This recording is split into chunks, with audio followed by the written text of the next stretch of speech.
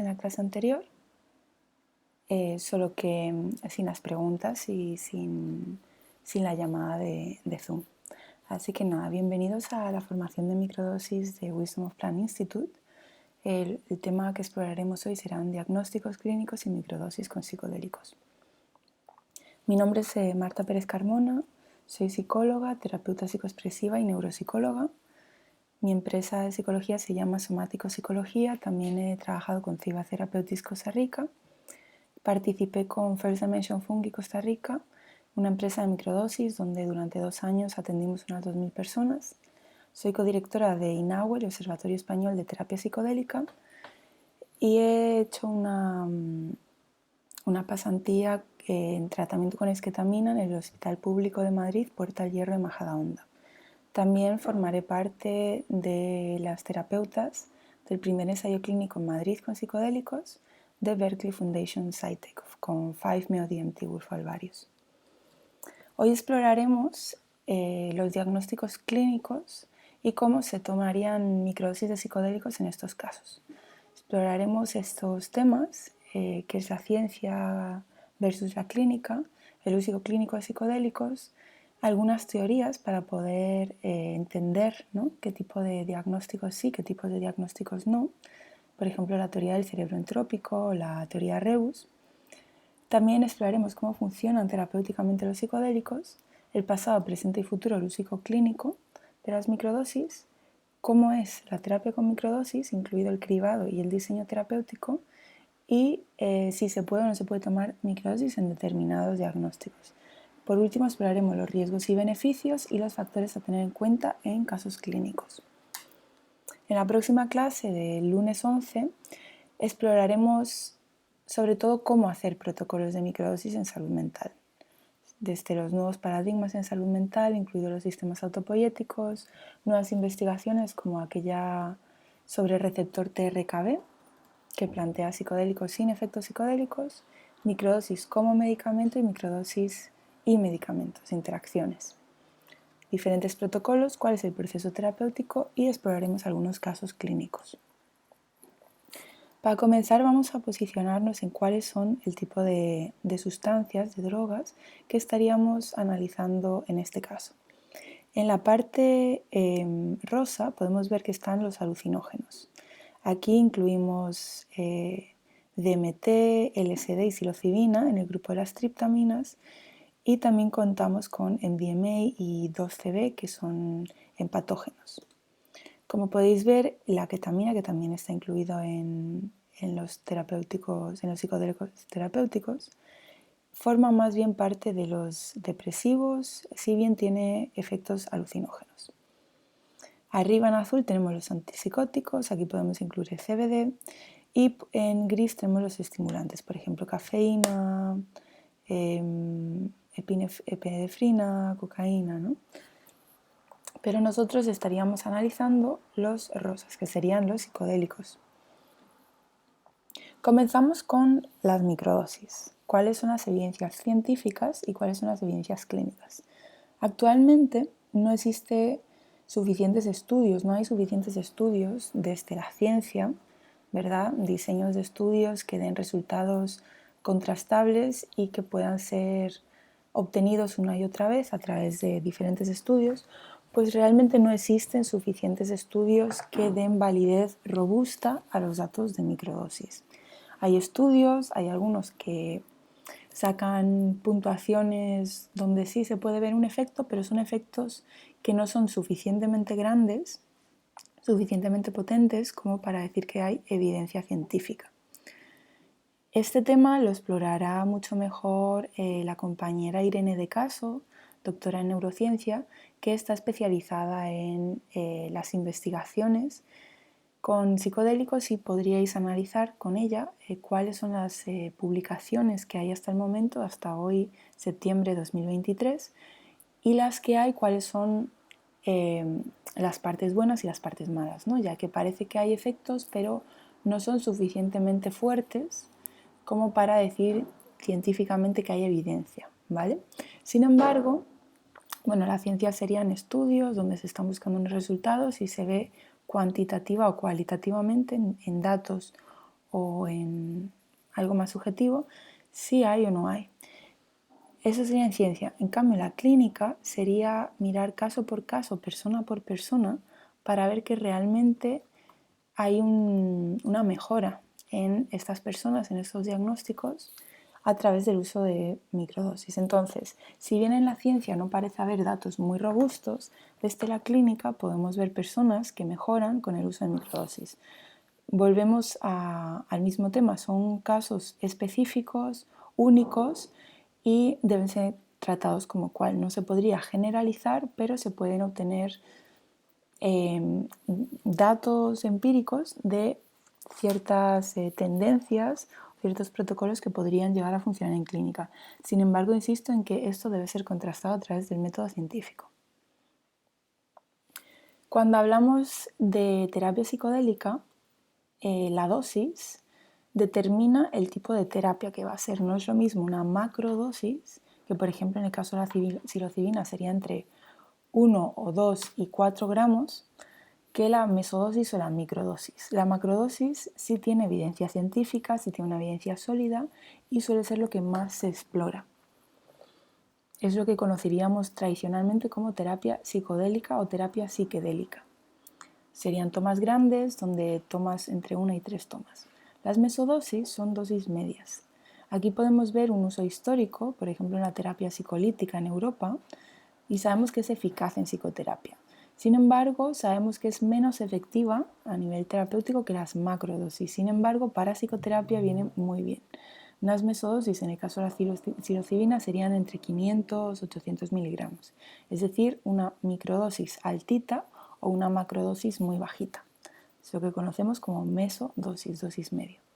El caso de las microdosis, estamos hablando para la psilocibina entre 100 y 200 o 250 miligramos.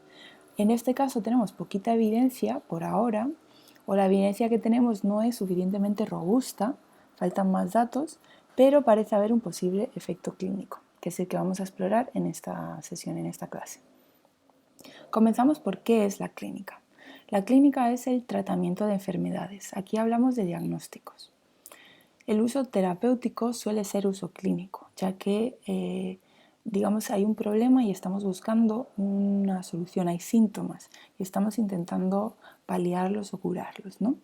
Desde la clínica siempre hay equipos multidisciplinares. Suele involucrar un psicólogo, un psiquiatra, quizás un neuropsicólogo, terapeutas ocupacionales, terapeutas artísticos, ¿no? Arteterapeutas, musicoterapeutas, fisioterapia incluso, ¿no? Son muchos tipos, enfermería, ¿no? Muchos tipos de profesionales que trabajan juntos para dar una atención integral al paciente, a la persona. Nos enfocamos en sujetos con diagnósticos, entonces es diferente al uso en sujetos sanos, suele tener mucho más control y está basado en datos y en resultados medibles y que sabemos que van a funcionar. Es diferente a la investigación en clínica, la investigación es una cosa, la clínica es otra, y lo que aquí llamo calle, que sería el uso pues, autoexploratorio, independiente, underground, son tres cosas diferentes. También nos enfocamos desde la clínica en la salutogénesis, que es el cultivo de la buena salud. Actualmente en la terapia psicodélica decimos que es una terapia psicofarmacológica, es decir, una intervención farmacológica unida a una intervención psicológica. Entonces es una doble vía de acción, donde hay una terapia psicológica y también hay una intervención farmacológica. Esto se debe, no el porqué de la psicoterapia psicodélica y la terapia psicodélica es porque hay una falta de innovación en medicación en psicología. Desde los años 70 no se han creado nuevos medicamentos más allá de los antidepresivos que se crearon en ese momento. Se basa en contener síntomas, en estabilizar, pero no en curar. Es decir, quitarte el malestar, pero no ir a la raíz del malestar. Suele implicar un uso crónico, ¿no? Tienes que tomar antidepresivos todos los días durante determinados meses o incluso años. Y implica una serie de efectos secundarios. También paralelamente no hay medicación para el miedo a la muerte o para la ansiedad existencial y es un uso de medicación pasiva y secundaria en terapia. En terapia no trabajamos con la medicación, como se haría en terapia psicodélica, que trabajas con la medicación, sino que se trabaja sobre, a pesar de la medicación, durante la medicación o gracias a la medicación, ¿no? Los psicodélicos usados con fines terapéuticos en la terapia psicodélica, y aquí estamos hablando de macrodosis específicamente, si bien puede ser derivado al uso con microdosis, es la ketamina o esketamina o esketamina, que es legal en la gran mayoría de países, en España incluido, la psilocibina, que sería aquella molécula que contiene los hongos psilocibes o los hongos mágicos, el MDMA, que es un empatógeno, el LSD, que junto con la psilocibina forma parte de los psicodélicos serotoninérgicos, psilocibina y LSD, la ayahuasca, que es una mezcla de DMT con armalina, que es otra planta, el DMT, incluiríamos también el 5-MeO-DMT encontrado en el búfalo varios y la ibogaína, que es un antagonista opioide. Por eso funciona muy bien para las adicciones.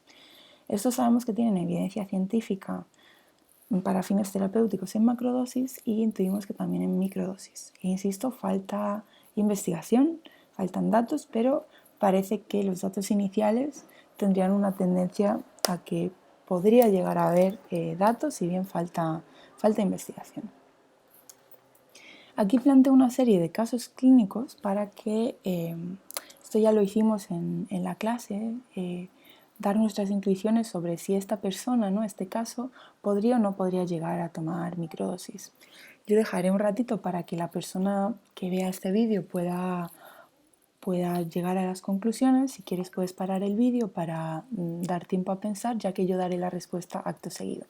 Tenemos el primer caso de un hombre de 60 años llamado R, que hace ejercicio regular, acude a psicoterapia por ataques de pánico y anedonia. Anedonia es falta de placer, no encuentra ganas de hacer nada, ¿no?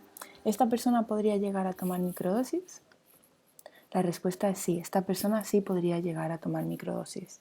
Implicaría un pequeño aproximamiento de esta psicoterapia para poder enfocar a este tipo de temas que la persona trae, ¿no? Con ataques de rabia y anedonia, pero sí podría ser seguro. Tenemos el siguiente caso, una mujer llamada L de 32 años. Esta mujer tiene bipolaridad tipo 1, que se caracteriza por fases maníacas y en algunos casos con posibilidad de episodios psicóticos, y paralelamente tiene una adicción a la ketamina y a la cocaína remitida, es decir, ahora mismo no está activa, pero esa persona ha consumido ketamina y cocaína durante periodos de tiempo de forma adictiva, ¿no? Con abuso de sustancias. ¿Esta persona podría llegar a tomar microdosis? La respuesta es no, esta persona no podría llegar a tomar microdosis ya que su bipolaridad es tipo 1, es decir, que tiene fases maníacas más pronunciadas que la bipolaridad tipo 2 y además tiene la posibilidad de tener episodios psicóticos. Entonces esta persona no sería apta. Una compañera preguntó si el tema de la adicción a la ketamina implicaría que da shock serotoninérgico. La respuesta es no ocurriría por la ketamina, ya que la ketamina no es una sustancia serotoninérgica, igual que los antidepresivos, específicamente los recaptadores de serotonina y el LSD o la psilocibina, que son psicodélicos serotoninérgicos, sino que la ketamina actúa en otros circuitos como uniéndose al receptor NMDA y así obtiene su efecto ansiolítico y antidepresivo. El siguiente caso es de una mujer de 50 años llamada N, que tiene depresión resistente al tratamiento, un TCA remitido, es decir, un trastorno de la conducta alimentaria que no está activo en el momento, y un TOC, un trastorno obsesivo compulsivo activo. Esta persona podría llevar a cabo un protocolo de microdosis. La respuesta es sí, ya que los 3 diagnósticos que tienen entrarían dentro de las conocidas como neurosis, que exploraremos a continuación. El siguiente caso es una mujer de 65 años llamada P. Esta persona tiene problemas cardíacos y acude por episodios depresivos leves. ¿Podría llegar a tomar microdosis? La respuesta es quizás, ya que si bien por los episodios depresivos leves sí sería una indicación de que es posible, pero el tema de los problemas cardíacos habría que ver si son graves, si son leves y en caso de que sean leves están controlados. Como exploraremos posteriormente, los problemas cardíacos son una contraindicación, es decir, no deberían tomar en general psicodélicos, ya que los psicodélicos te hacen que haya más riego sanguíneo, que el corazón vaya más rápido. Entonces, si hubiese problemas cardíacos, podría llegar a ser peligroso para la persona. Si la persona tiene un problema leve y está controlado médicamente, se podría llegar a plantear la posibilidad de sí, siempre y cuando tenga chequeos regulares y en caso de que haya algún problema, parar totalmente el uso de microdosis. Vamos al siguiente caso. Mujer de 27 años llamada A está en un proceso de duelo reciente, muy reciente, por pérdida de un familiar en un accidente de tráfico. ¿Podría llegar a tomar microdosis? La respuesta es, al ser un duelo reciente, no sería un buen indicativo de tomar microdosis, ya que al ser un duelo muy reciente, específicamente en los primeros estadios de shock y de no aceptación, ¿no? Podría haber un exceso de emocionalidad que podría ser contraproducente. Sería un caso de iatrogenia, es decir, de por intentar curar a alguien o intentar ayudar a alguien, estamos creando más mal del que ya había. En este caso tendríamos que, mediante un proceso terapéutico psicoterapéutico, estabilizar el duelo y posteriormente, ya cuando esté más en una fase de rabia o de tristeza, cuando ya ha pasado el shock inicial y la negación, que suelen ser los dos primeros estadios, podríamos empezar a hacer el proceso de microdosis, con acompañamiento psicoterapéutico en este caso, ya que al principio es mejor estabilizar. Pasamos al siguiente caso, un hombre de 45 años llamado S, que ha tenido un intento de suicidio hace aproximadamente un año y que tiene bipolaridad tipo 2 con hipomanía. Bipolaridad tipo 2 son aquellas que tienen más tendencia a la depresión que a la manía. La manía es este estado donde tienes mucha energía, crees que puedes hacer muchas cosas a la vez y digamos que sería esta sensación de soy Dios o estoy en la cima del mundo, soy hiperpoderoso, puedo con todo. Entonces se van alterando estados de puedo con absolutamente todo y estados de depresión. Esta persona podría tomar psicodélicos. Aquí hubo debate en la clase, ya que pues al ser una bipolaridad se dijo que no, pero esta persona sí tomó microdosis y los resultados fueron positivos. Sin embargo, tomó un proceso de microdosis adaptado a su bipolaridad, es decir, cuando estaba en fase depresiva tomaba microdosis, cuando estaba en fase hipomaníaca dejaba de consumirlas. Esto lo exploraremos en la siguiente clase, donde veremos los protocolos específicos. El último caso es el de un hombre de 24 años llamado D, que tiene trastorno de espectro autista leve, con ansiedad social. ¿Podría tomar microdosis? En este caso, como muy bien indicó el grupo, sí podría, sobre todo porque se trata de un caso leve de autismo y podría ayudar con la ansiedad social. Pasamos a la siguiente diapositiva. Los trastornos con evidencia terapéutica, ¿verdad?, comprobado por el método científico, que se puede tratar con terapia asistida con psicodélicos, son sobre todo la depresión, incluida la depresión mayor y la depresión resistente al tratamiento, siendo la depresión resistente al tratamiento aquella que ya lleva 10-20 años de duración, un tiempo determinado amplio, y que se ha intentado tratar con más de 2 antidepresivos sin obtener resultados. Esto sería una depresión resistente. Son las más complicadas de tratar y se ha visto que con psicodélicos sí se puede llegar a remitir o mitigar los síntomas. Otro de los temas más explorados son las adicciones, sobre todo al tabaco, alcohol y opiáceos. Con ketamina también se ha explorado adicción a la heroína y a la cocaína. Sin embargo, sobre todo con psilocibina y LSD, suele ser a tabaco y alcohol lo más explorado, y con ibogaína los opiáceos, ya que la ibogaína es un antagonista de los opiáceos, entonces sirve para mitigar esta adicción. Otra de los diagnósticos explorados ha sido el estrés postraumático, sobre todo con MDMA, la ansiedad, sobre todo aquella derivada de diagnósticos crónicos, lo que conocemos como ansiedad por final de la vida, por ejemplo, cuando te han dado un diagnóstico terminal de cáncer. Aquí hay algunos estudios con sobre todo psilocibina, LSD, y con ansiedad social. También hay estudios en trastorno obsesivo compulsivo y en trastorno de la conducta alimentaria. Hay estudios en autismo, tanto leve como más pronunciado, en el trastorno autista, y dolor crónico. Estos serían todos los diagnósticos que se ha visto que tienen eficacia, los tratamientos con psicodélicos. Vamos a explorar la primera teoría para poder encajar qué tipo de diagnósticos sí, qué tipo de diagnósticos no. Como habéis visto, todos estos diagnósticos tienen una cosa en común, y es que son trastornos caracterizados por lo que desde el psicoanálisis se llamaría neurosis. Neurosis en contraposición a la psicosis, ¿no?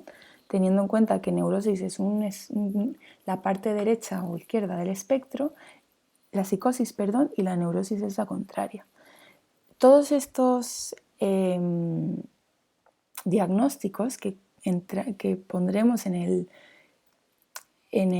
bajo la etiqueta de neurosis son modelos rígidos de la realidad y compulsivos, tanto en depresión, donde tienes los mismos pensamientos, por ejemplo, soy muy torpe, no sirvo para nada, tienes este pensamiento recurrente. En la ansiedad, va a salir mal, va a salir mal, va a salir mal. En la adicción son comportamientos compulsivos. El TOC, obviamente, los trastornos de conducta alimentaria también, el autismo, ¿no? Son modelos rígidos de la realidad y muy compulsivos. También se caracterizan por tener poca flexibilidad cognitiva. Exploraremos qué es la flexibilidad cognitiva, pero básicamente no son trastornos, no son diagnósticos, no son formas, ¿no?, donde haya mucha flexibilidad, sino que se repiten mucho. También hay una retroalimentación en su comportamiento. Por ejemplo, si cuando yo hago el comportamiento de consumir una droga, por ejemplo, fumar tabaco, cuando yo hago ese comportamiento obtengo la retroalimentación, es decir, el refuerzo positivo de el placer que me da fumar tabaco o el placer que me da beberme una cerveza si soy alcohólica.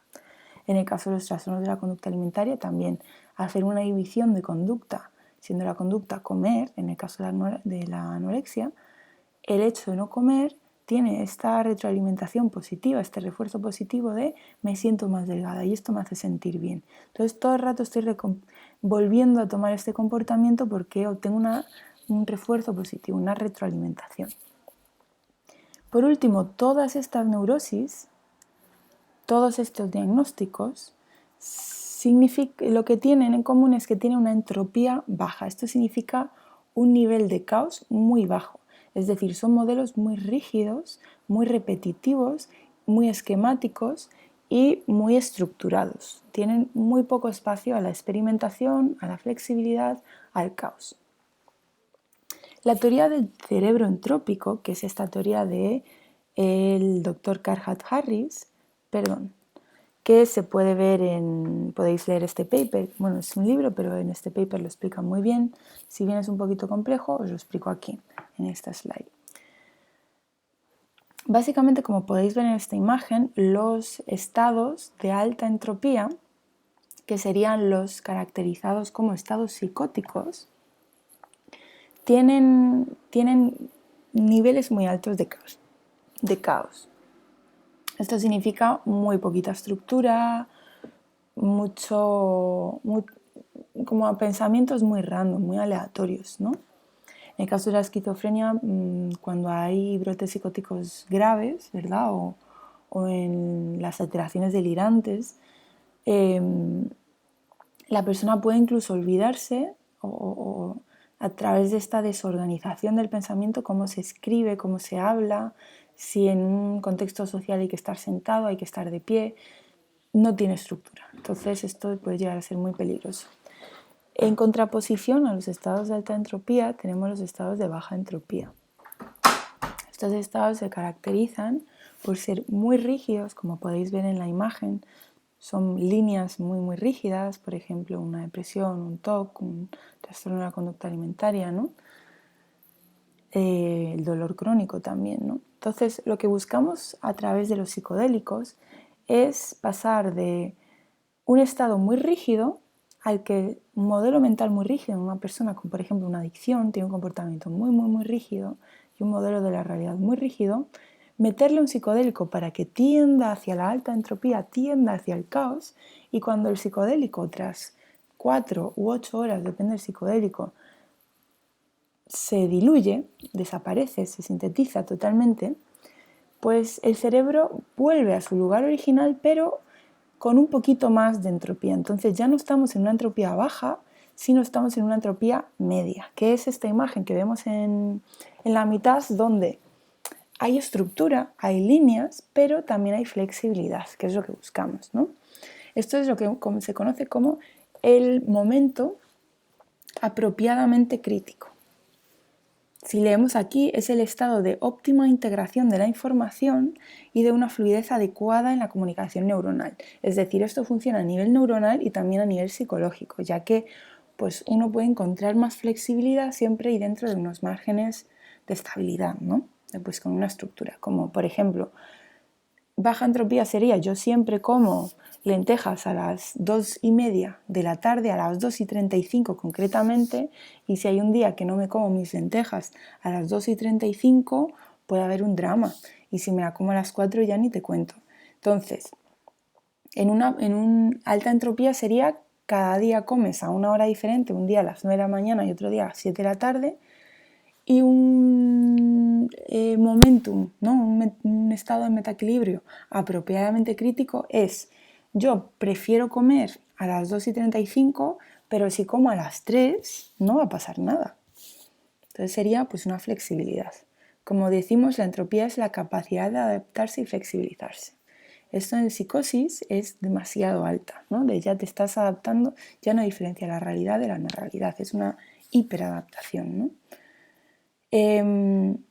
Estos estados apropiadamente críticos son suficientemente estables para mantener la integridad de la información y permitir la comunicación neuronal eficiente, pero también lo suficientemente flexible para adaptarse y cambiar. En este ejemplo que decía antes, yo tengo la integridad de comer a la hora de la comida, es decir, entre la 1:30 y las 3, pero pues habrá días que coma a la 1:30, habrá días que coma a las 2:30, habrá días que coma a las 3.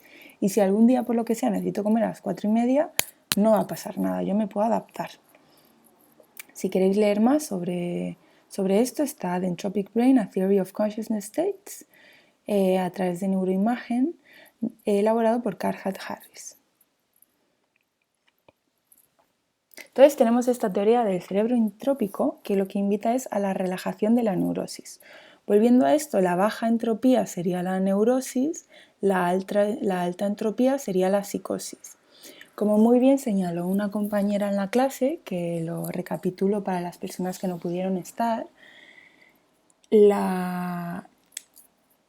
aquellos diagnósticos o aquellos estados o aquellos tipos de personalidad que tiendan hacia la alta entropía no serían aptos para un psicodélico, porque el psicodélico mete caos en el cerebro. Entonces, si ya tienes un cerebro con mucho caos, meterle más caos podría dañarte. Aquellos diagnósticos que sí serían aptos serían aquellos de baja entropía. Volviendo a esto, una depresión, adicción, un TOC, un autismo, dolor crónico, ansiedad o trastorno de estrés postraumático, que son muy repetitivos.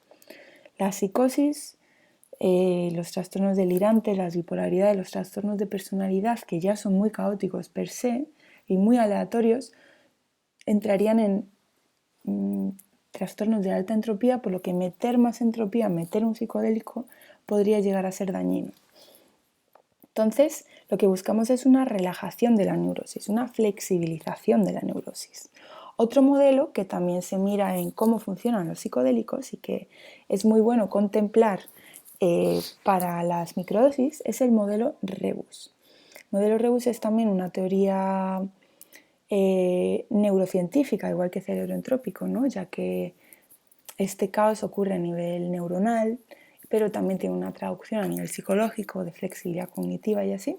Entonces el modelo Rebus lo que busca es una relajación de las creencias.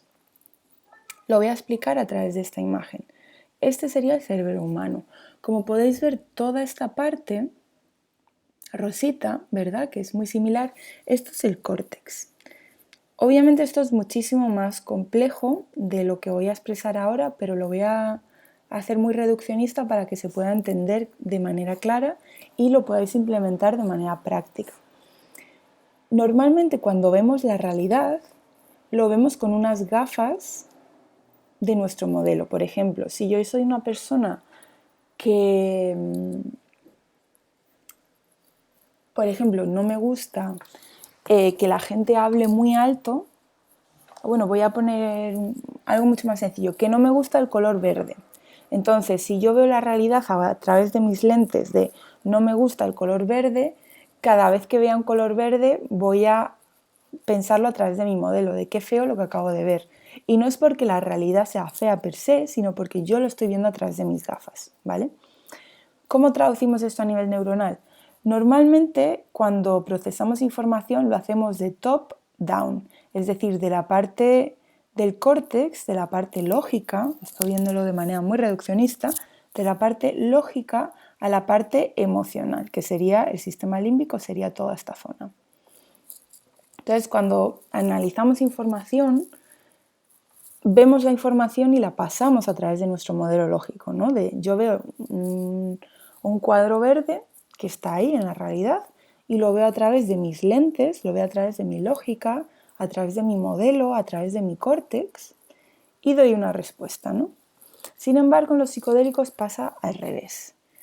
El procesamiento no se hace de top down, es decir, de lo lógico a lo emocional, del modelo nuestro a lo que creemos que es la realidad, sino que se hace al revés con psicodélicos. Desde lo subcortical, desde lo emocional a lo lógico. Entonces, en este caso donde yo normalmente voy por la vida y no me gusta el color verde, entonces lo veo a través de mis lentes de no me gusta el color verde, entonces ese cuadro que estoy viendo es feo, en psicodélico sería al revés.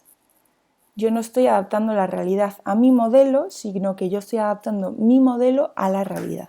En este caso sería, veo un cuadro de color verde y como yo no tengo un modelo de si me gusta o no me gusta el verde, yo determino en base a la realidad si es un cuadro bonito o es un cuadro feo. A nivel objetivo, si está bien hecho el cuadro y tiene unos trazos muy interesantes, pues yo diría que este cuadro es bonito porque no lo estoy viendo a través de mis lentes de realidad. Esto a nivel más psicológico puede ser, por ejemplo, yo soy muy torpe y por eso no hago bien las cosas, entonces yo veo la realidad, me dan una tarea y yo veo esto a través de mi modelo de realidad, haciendo top-down, es decir, de lo lógico a lo emocional, según mi lógica, mis creencias limitantes, yo soy muy torpe, entonces como yo soy muy torpe, esta tarea me va a salir mal, aunque ni siquiera la haya empezado. Entonces, lo que te trae psicodélico es que al hacerlo al revés, te relaja las creencias, porque no es lo mismo yo voy a hacer esto porque soy torpe, que de repente yo empezar a hacer la cosa y darme cuenta que la estoy haciendo, ¿no? Entonces, el modelo Rebus que traen los psicodélicos te relaja las creencias. Esto lo exploraremos luego. Relaja las creencias limitantes, porque es un procesamiento bottom-up, de la realidad al modelo y no del modelo a la realidad.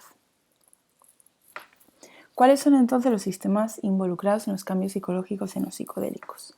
En macrodosis, lo que más podemos ver, macrodosis son las dosis altas, como hemos dicho, es la fenomenología o lo que se conoce como experiencia mística o incluso experiencia metafísica, ¿vale?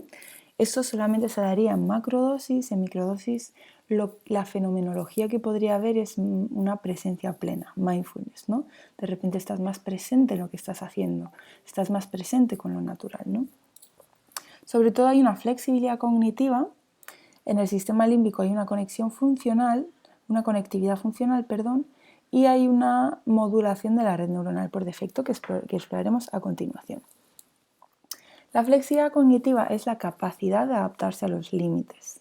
Sabemos que en la neurosis hay muy poquita flexibilidad cognitiva y sabemos también que es el eje esencial en psicoterapia. Si uno no tiene flexibilidad cognitiva, Tú no puedes cambiar una conducta. Si alguien viene a terapia, ¿no? Porque pues siempre se está peleando con su vecina, la flexibilidad cognitiva te permitiría encontrar otras formas de aproximarte a la misma situación, ¿no?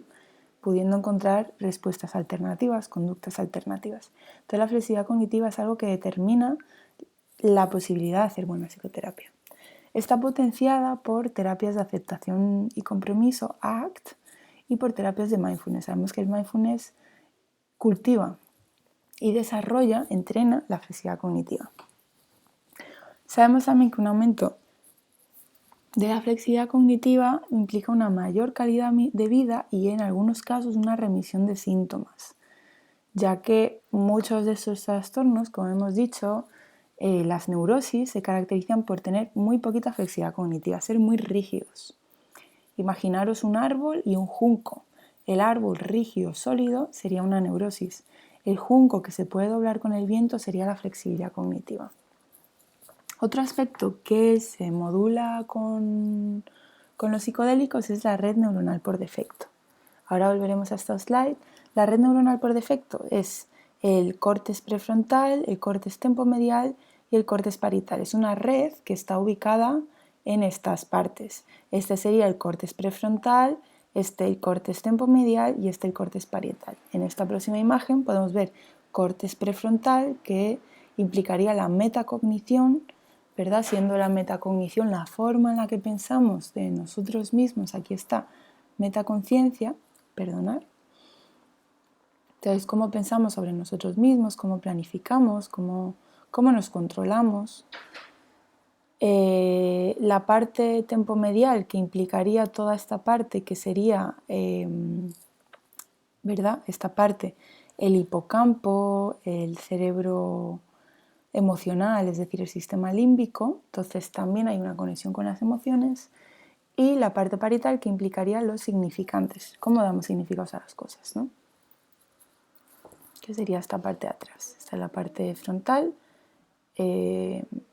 tempomedial y parietal, ¿no? Y esto está todo conectado en la red neuronal por defecto y es donde creemos, aparte de ser la red neuronal que participa en los procesos de autoconciencia, sabemos que está la narrativa íntima de sí misma. Cuando te oyes hablar en la cabeza, eso es la default network. Participa en la autorreferenciación observadora, es decir, cuando hablas de ti mismo, cuando dices, es que claro, yo soy muy torpe, claro, esto es la default network.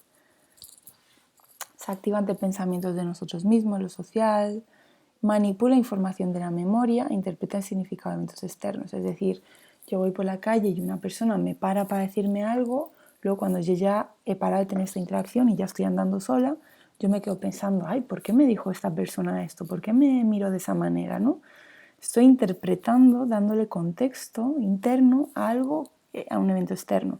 Esto sería la red neuronal por defecto, o la default mode network en inglés.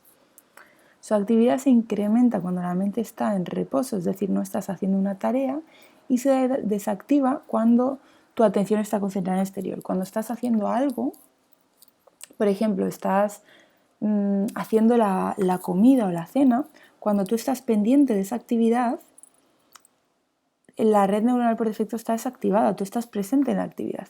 Pero cuando tú te quedas pensativa y divagas, introspectiva, ahí empieza a activarse la red neuronal por defecto. Cuando piensas hacia adentro es la red neuronal por defecto.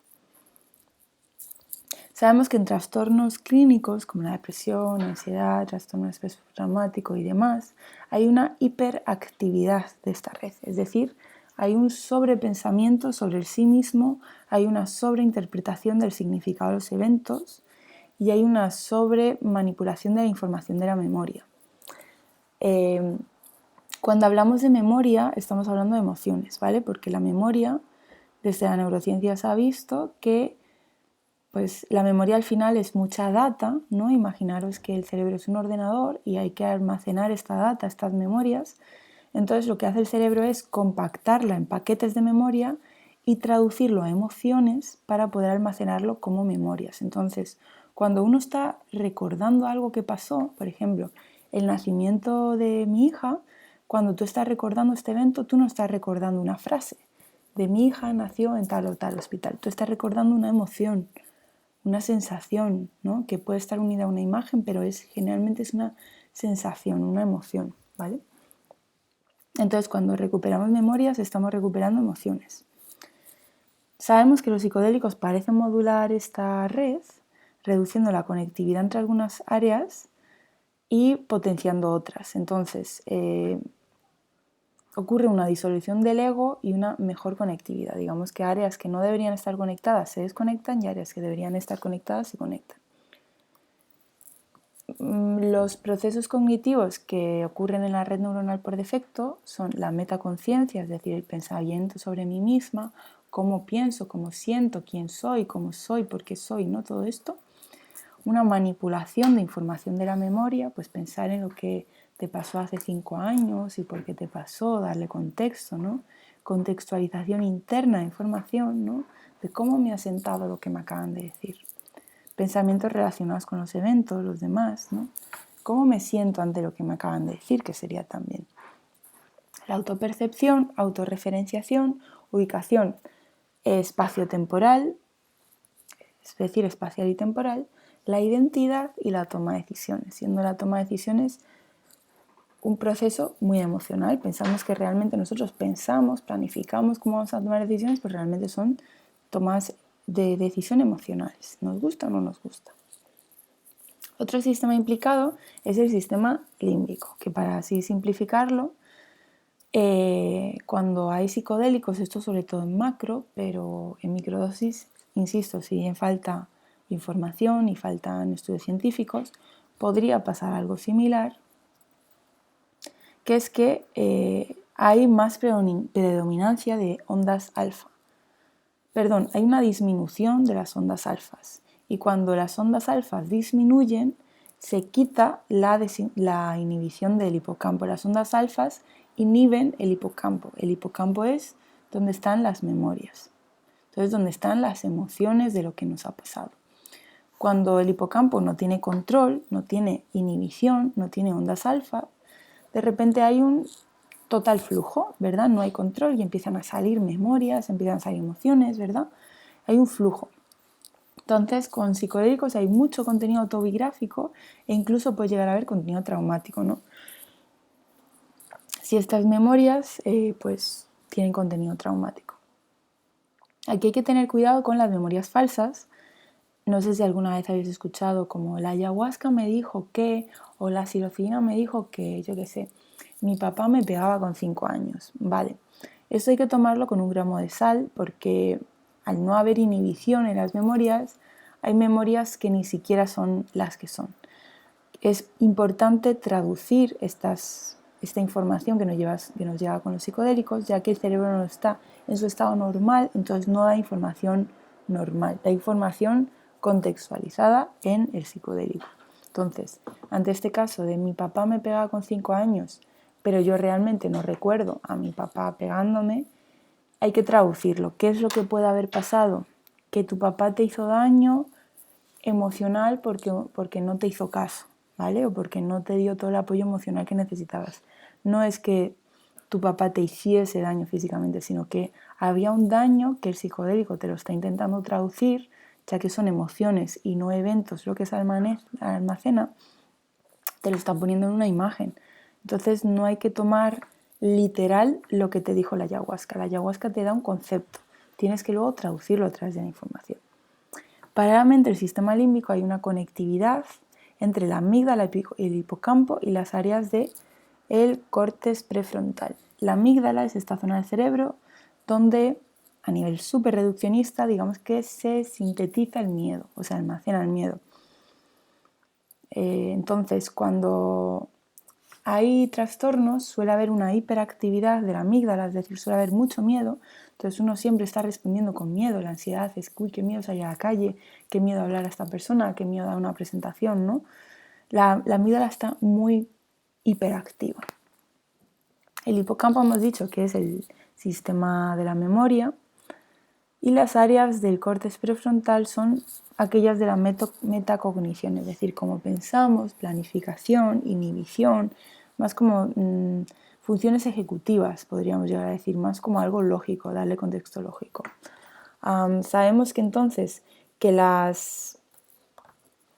hay una conectividad entre la amígdala y el hipocampo y las áreas prefrontales. Con conectividad me refiero a que hay áreas que deberían estar conectadas que se conectan y hay áreas que no deberían estar conectadas que se desconectan, ¿vale?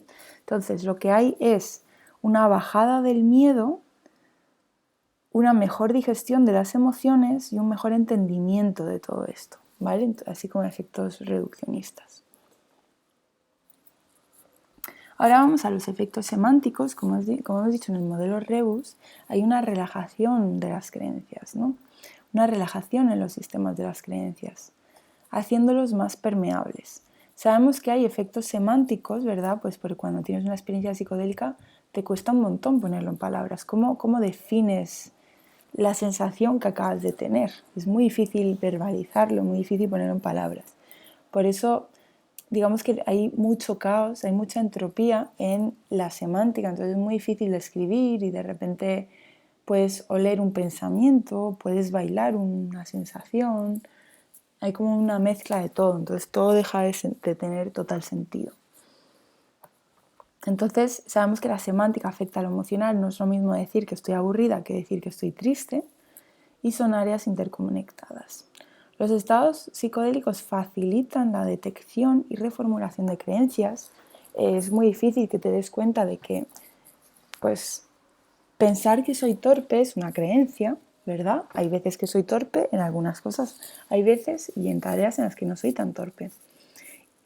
Entonces identificas esta creencia, soy torpe, y la transformas mediante soluciones creativas. Pues a lo mejor soy torpe con la mano izquierda, pero soy muy productiva con la mano derecha. O soy torpe por la mañana, pero no por la tarde.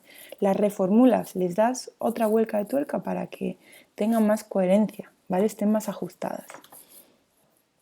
Paralelamente, estos significantes influyen en la propia narrativa y en tu percepción del mundo. Si yo creo que soy torpe, voy a ver el mundo de una determinada manera, versus si creo que soy súper capaz y que yo puedo con esto y que me va a salir bien. En terapia, las microdosis, el tipo de contenido que traen son, pues, lo referente a la memoria, como eventos almacenados como emociones en la memoria, eventos traumáticos.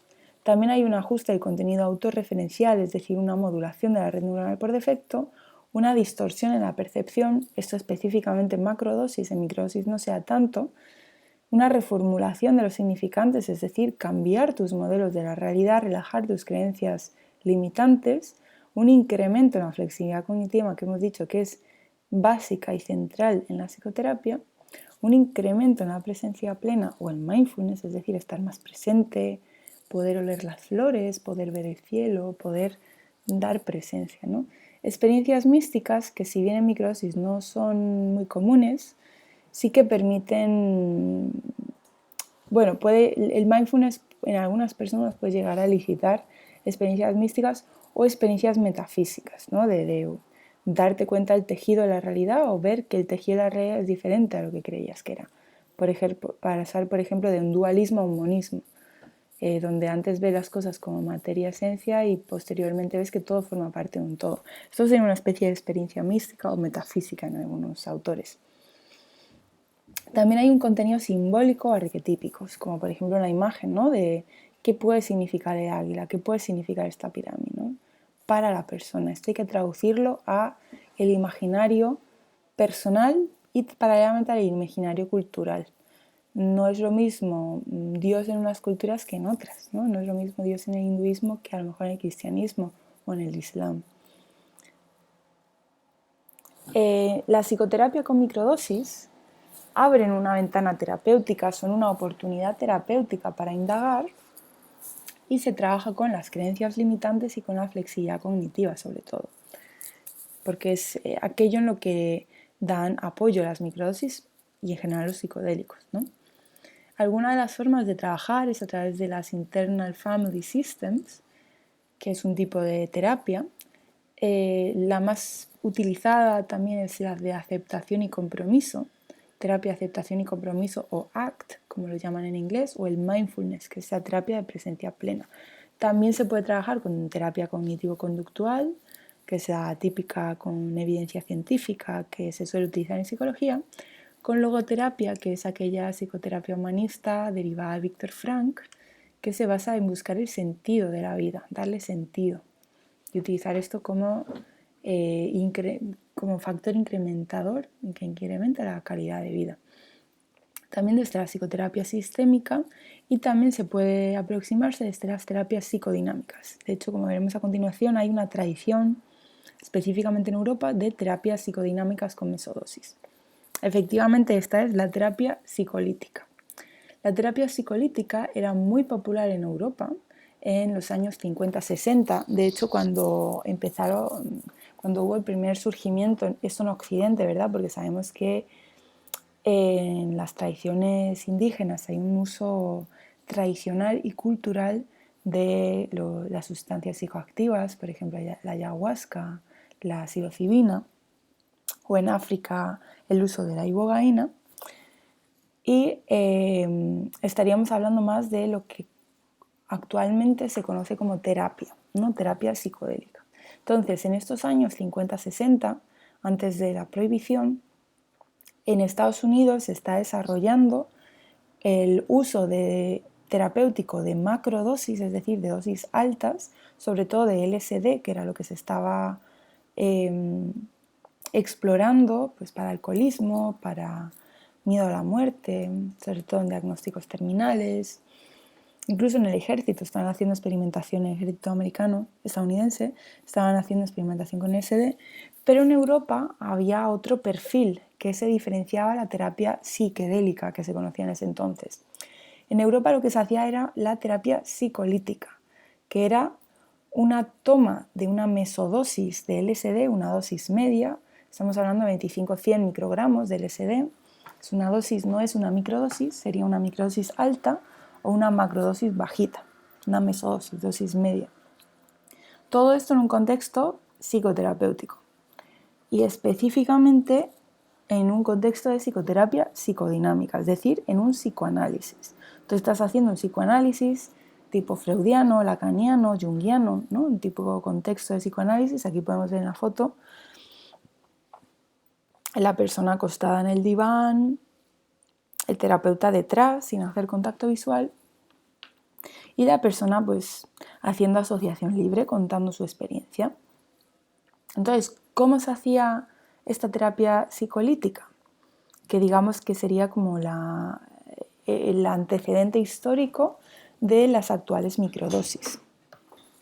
Pues básicamente lo importante a considerar en esto es que es un proceso psicoanalítico, un proceso psicoterapéutico, donde hay tomas puntuales, concretas, de LSD en terapia. Entonces, estaríamos hablando de entre 15 y 100 sesiones de psicoterapia psicoanalítica, 100 sesiones con el analista, ¿no? Con el psicoanalista, y entre esas sesiones, entre esas 15-100 sesiones, habría algunas sesiones entre 6 y 8 donde habría una toma media del psicodélico serotoninérgico LSD. Que aquí podéis ver la imagen de esta medicina, ya que en ese tiempo se consideraba medicina, creada por el laboratorio Sandoz en Basilea, Suiza. Entonces lo tomaban en este formato. LSD 25, del ISIL lo conocían como. Entonces, ¿para qué sirve esto? Aquí en la terapia psicolítica, que significa psicolisis, significa mente, lisis, liberar. Entonces, estamos buscando liberar la mente en pos del psicoanálisis, ¿no? Buscamos acelerar y facilitar el proceso psicoterapéutico. La terapia psicolítica no está centrada en el uso de LSD, sino que se utiliza el LSD para abrir, como decíamos antes, la ventana terapéutica. Es una oportunidad terapéutica porque al hacer una relajación de la default network, derriba las estructuras defensivas del ego y paralelamente potencia el material de análisis. Esto decíamos, típica disolución de ego que ocurre a través de la desintegración de la default network, de la red neuronal por defecto que ocurre con las macrodosis. Entonces te permite llegar a conclusiones sin que haya un ego protegiendo que se llegue a esas conclusiones, y paralelamente potencia el material de análisis porque, como hemos dicho, el sistema límbico, debido a que hay una bajada de las ondas alfas, ¿no? Como veíamos aquí, la bajada de las ondas alfas hace que haya un flujo de memorias. Entonces, realmente el material de análisis son memorias de la niñez. Entonces es mucho más fácil que al no haber ondas alfas inhibiendo estas memorias aparezcan. Entonces, por eso desde la terapia psicolítica se ha visto que el LSD puede ser una gran herramienta para el psicoanálisis. Bueno, actualmente la terapia psicolítica ha quedado en desuso, si bien hubo pues, bastantes investigaciones, porque era lo que más se utilizaba en Europa. En Europa no se utilizaba tanto la terapia psiquedélica, que es la que actualmente usamos, sino más la terapia de mesodosis, la terapia psicolítica. En el presente, ¿en qué momento estamos ahora con las microdosis? Siendo el pasado este referente de terapia psicolítica, es que no hay validez científica robusta. Falta investigación, como hemos dicho, y explicará más en profundidad la compañera Irene de Caso, doctora en neurociencia. Y paralelamente hay una moda, una fiebre por la industria psicodélica. Ganas de decir que los psicodélicos lo van a curar todo y sirven para todo el mundo. Esto sabemos que no es verdad. Son una gran herramienta que necesita ser más estudiada, ya que no sabemos prácticamente nada. Sabemos cosas, pero falta mucha información. Actualmente también en microdosis hay una diferenciación entre crecimiento personal, creatividad, autorrealización, donde hay un uso pronunciado de microdosis versus la clínica.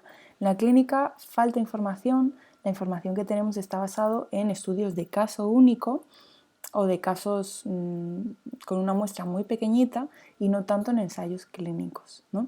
Y pues se usa muchísimo en la creatividad el uso de microdosis. ¿Cuál sería el futuro? Voy a comprobar que se está grabando. Sí, parece que se está grabando. ¿Cuál sería el futuro?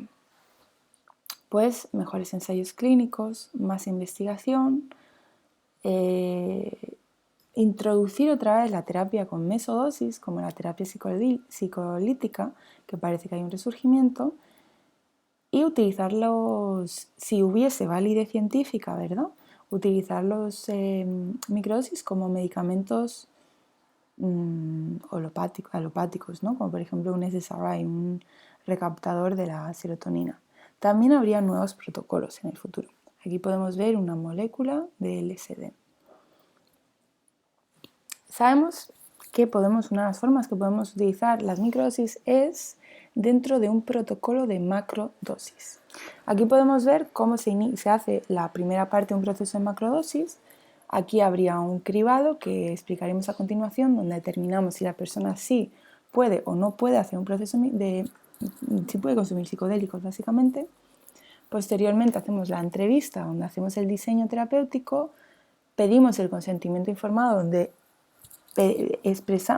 le informamos a la persona de los riesgos y beneficios.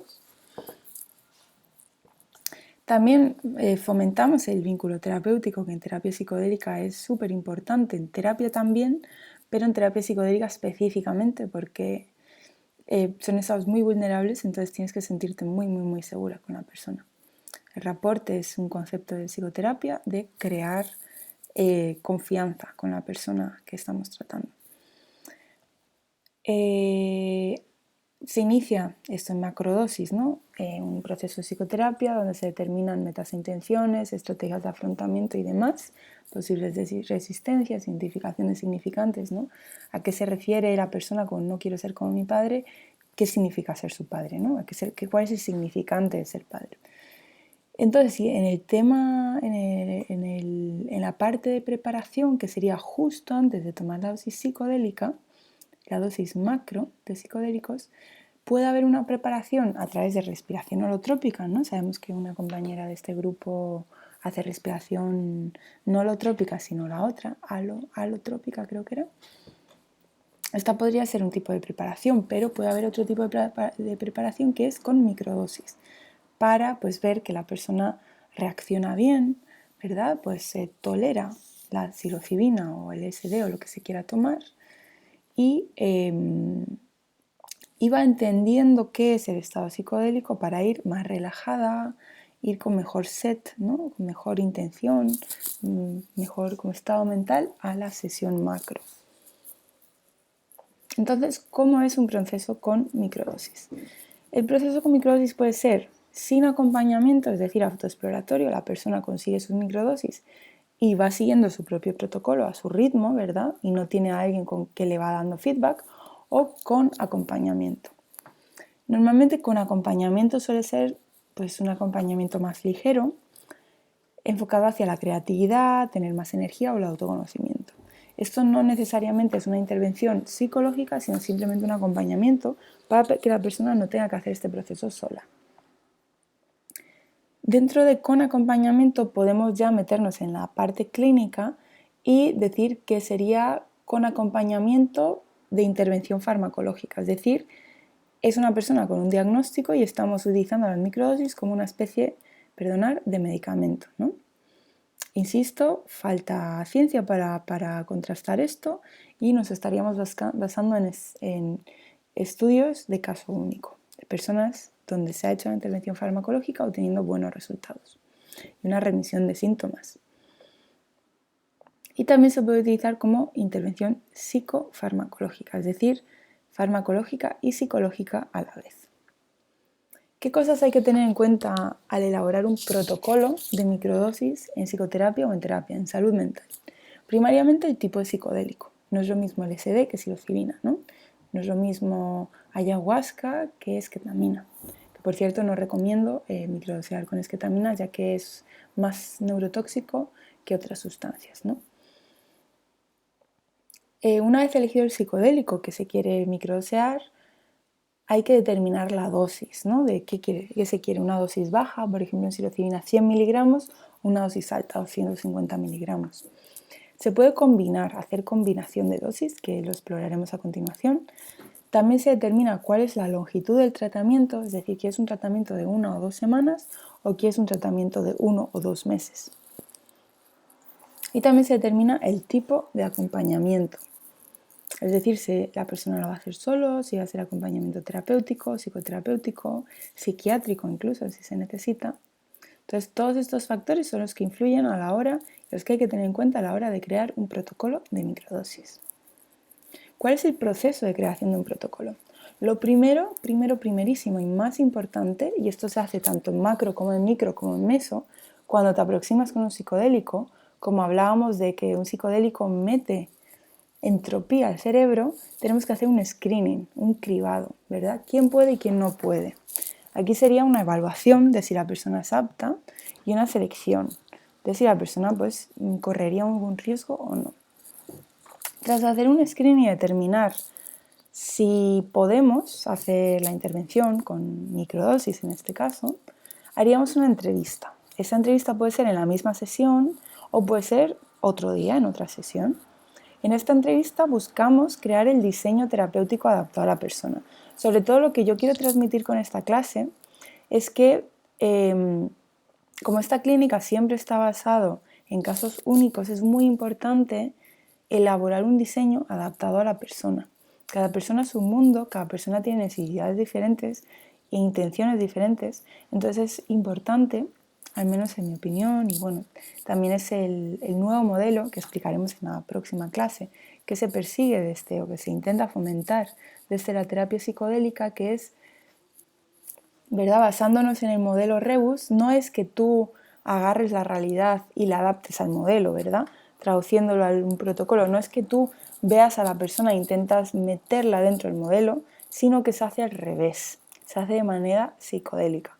Tú ves a la persona y adaptas el modelo a la persona, no adaptas a la persona al modelo, porque esto no siempre da resultados. Para algunas personas sí, para la gran mayoría no, porque no todos somos iguales y no todos funcionamos igual, aunque tengamos cosas en común, ¿no? Como, pues, por ejemplo, esto tenemos que tener en común, son cosas angulares sobre las que construir nuestra casa, pero cada persona va a querer una casa diferente, de diferentes colores, tamaños, formato, diseño, ¿no? Entonces, en este diseño terapéutico nos adaptamos a la persona y creamos un diseño hacia esta persona. Tras hacer la entrevista, y ya haber hecho el diseño terapéutico, ver cuántas dosis, cuánta longitud, qué psicodélico vamos a tratar, pedimos un consentimiento informado a la persona. Esto se haría a través, esto bueno, es muy importante, siempre se hace, por ejemplo, cuando te vas a operar o te vas a poner anestesia o te vas a hacer una resonancia magnética, o incluso muchas veces cuando vas a empezar un proceso psicoterapéutico te piden un consentimiento informado, es decir, que la persona, el paciente, el cliente, dé su consentimiento de lo que está pasando. Esto se hace a través de informar de cuáles son los riesgos, ¿no? De qué tipo de cosas podría encontrarse la persona y que esta persona tome una decisión informada de si quiere o no quiere llevar a cabo el proceso. Este consentimiento informado puede hacerse de manera verbal o también puede hacerse de manera escrita, que sería ya en un formato más legal. Si se puede, digamos, incluso en psicoterapia, no todos los psicólogos piden el consentimiento informado de manera escrita, sino que es implícito y explícito dentro de la psicoterapia. Cuando uno hace una intervención, pregunta si la persona está dando su consentimiento para ello, ya que esto es el consentimiento, ¿verdad? Los acuerdos son esenciales para el vínculo terapéutico, son esenciales para que la terapia funcione. Posteriormente, después de todo esto, iniciaríamos un proceso de psicoterapia que puede ser entre 2 o incluso 1 en algunos casos y 10 sesiones, donde establecemos metas e intenciones, estrategias de afrontamiento e identificación de significantes.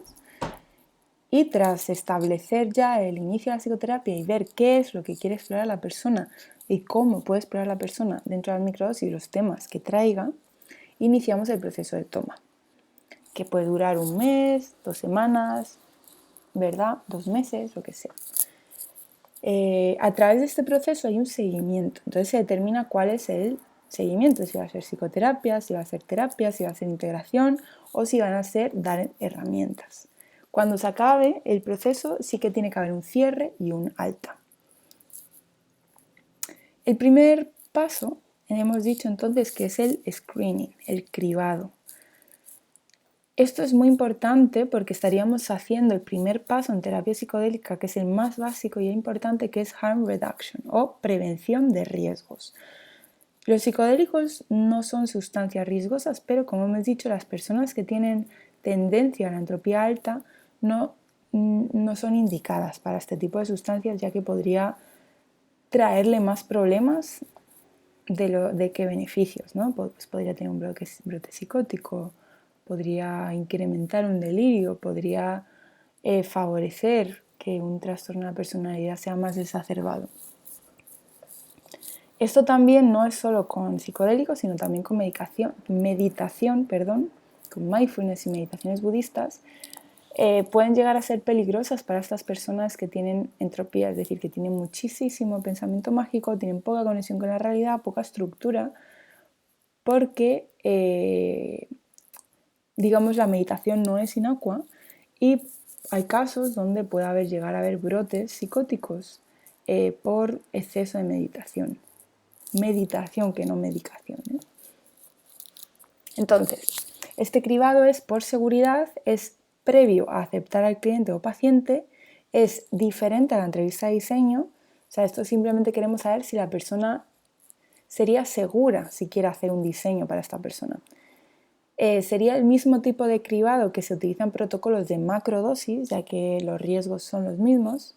Hay menos riesgos en microdosis, pero los riesgos son los mismos, ya que es la misma sustancia. Y lo que realmente estaríamos buscando aquí es información sobre el historial clínico, tanto mental como físico, e historial clínico familiar.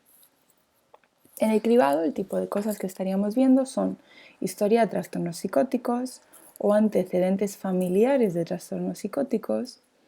Esto una compañera preguntó, ¿y si resulta que el cliente que me llega, su tío tiene esquizofrenia, pero esta persona quiere hacer microdosis? Bueno, siempre hay que analizar cada caso como único, ¿verdad? Entonces, si esta persona nunca ha tomado psicodélicos, ha parecido tener pseudopsicosis, ¿no? Que son psicosis donde pseudoalucinaciones, donde tú tienes alucinaciones pero sabes que no son verdad. Bueno, esto habría que que ver. Si sabemos que esta persona ya ha tomado psicodélicos y ha ido todo bien y más bien su estructura mental es más rígida, esta persona pues sí se podría plantear con cuidado y supervisión tomar microdosis. Pero bueno, esto ya son riesgos a tomar, ¿no? Si tiene antecedentes familiares con psicosis, lo mejor es que no. Otra cosa muy importante es que tenga trastornos cardiovasculares graves, problemas de corazón. ¿Esto por qué es? Porque los psicodélicos lo que te hacen es que haya más pompeo de sangre, el corazón va más rápido. Entonces, esto con las macros sobre todo, pero también con las micro. Entonces, si uno ya tiene un trastorno cardiovascular, meter más de esos sería pues también meter más caos dentro del caos, meter más actividad cardiovascular dentro de ya una actividad cardiovascular grande puede ser contraproducente. En microdosis pasa algo concreto que las microdosis, bueno, en general los psicodélicos serotoninérgicos activan el receptor 5-HT2A, que es el que crea toda la experiencia psicodélica, y este receptor está conectado con actividad cardiovascular. Entonces sabemos que si nosotros estamos activando todo el rato, ¿verdad? A través del proceso de microdosis, que todo el rato estás activando este receptor, se vuelve un poco elástico, entonces podría llegar a haber pues, problemas cardiovasculares. Esta información se obtiene no tanto porque han hecho estudios con microdosis, sino porque han hecho estudios con medicamentos que funcionan químicamente parecido a las microdosis, es decir, también activan el 5-HT2A, y sabemos que estos medicamentos sí traen problemas cardiovasculares. Entonces, si las microdosis funcionan igual, sería lógico pensar, o sería una buena hipótesis pensar, que podrían llegar a tener, ya que funcionan parecido, pues los mismos riesgos. Entonces, si se tiene un trastorno cardiovascular grave, lo mejor es que no tomen ni macro ni micro. Si tiene un trastorno más leve, podría evaluarse, siempre y cuando sea leve y esté en observación, es decir, cada poquito tiempo va a tener un chequeo médico para asegurar que la tensión no le ha subido ni le ha bajado. En caso de que hubiese problemas, se pararía totalmente inmediatamente. También historial de convulsiones o epilepsia es no controlada. Si esto es así, sería mejor no tomar psicodélicos en general. Sabemos que la activación neuronal de la epilepsia es muy diferente a la de los psicodélicos, pero bueno, al ser un estado cerebral delicado y que podría sobreactivarse y por ende tener un episodio de epilepsia, ¿no? Mejor no arriesgarse. Otra parte del cribado, otro no, sería tener un duelo reciente o un trastorno de estrés postraumático no estabilizado. Como hemos dicho, si tienes duelo o si tienes trastorno de estrés postraumático y ya lo tienes un poquito trabajado, las microdosis podrían ser muy positivas. Sin embargo, si acabas de comenzar el duelo, la pérdida acaba de pasar hace unos meses, todavía estás en estado de shock, todavía estás en estado de negación, las microdosis podrían traerte demasiado contenido emocional y podría llegar a ser abrumante. Entonces es mejor trabajarlo en psicoterapia y cuando ya esté más estabilizado, más integrado, ¿verdad? Obviamente no tiene que estar integrado del todo, pero que ya no sea tan inconsciente, sino que tenga una parte consciente, pues aquí sí que podríamos tomar microdosis, pero antes no. Mismo en el trastorno de estrés postraumático. Si acabas de venir de la guerra, mejor trabajar en el trauma y luego ya tratarlo, una vez esté estabilizado. Otro no, big no, otra red flag sería trastornos de personalidad grave. TLPs sería el acrónimo. Esto sería pues trastorno de personalidad histriónica, trastorno de personalidad narcisista, trastorno de personalidad evasiva, ¿no? Son también estados de personalidad, bueno, tendencias de personalidad muy caóticas, muy entrópicas, entonces meter un psicodélico podría ser contraproducente. Lo que necesita esta gente, estas personas, es estructura. Entonces, a través de otros modelos sería mucho más eficaz para personas con este tipo de diagnósticos. Otra red flag es el uso de medicamentos con interacción. Hay que vigilar, hay que preguntar siempre para el cribado si la persona toma medicamentos. Veremos en la próxima clase algunos medicamentos que interactúan, como los antidepresivos, ¿no? Que decían las compañeras que podría llegar a dar shock serotoninérgico, los antipsicóticos, algunas benzodiazepinas. Entonces, si hay medicamentos que interaccionan, esto sería un contraindicador de que esto se pueda hacer. También otro red flag son las condiciones médicas inestables. Por ejemplo, me acaban de operar, tengo una infección, tengo problemas de pulmón. Si tienes condiciones médicas inestables, es decir, que podrían subir y bajar estrepitosamente, fácilmente, mejor no consumir nada e intentar estabilizar o mantenerlo en un estado más basal, más estable, más equilibrado y luego ya introducir. Otra parte del cribado, una red flag, sería el embarazo o lactancia. Esto es un tema que, bueno, en general en la ciencia, el tipo de muestra, el tipo de población que se suele analizar son hombres blancos de clase media. Entonces las mujeres, hay muy poquitos estudios con mujeres y si ya hay poquitos estudios con microdosis y con psicodélicos, entonces ya con mujeres específicamente ni te cuento, ¿no? Con el embarazo sabemos que hay mujeres que consumen antidepresivos, entonces, bueno, es un riesgo que se toma en algunos casos sabiendo que es un riesgo, pero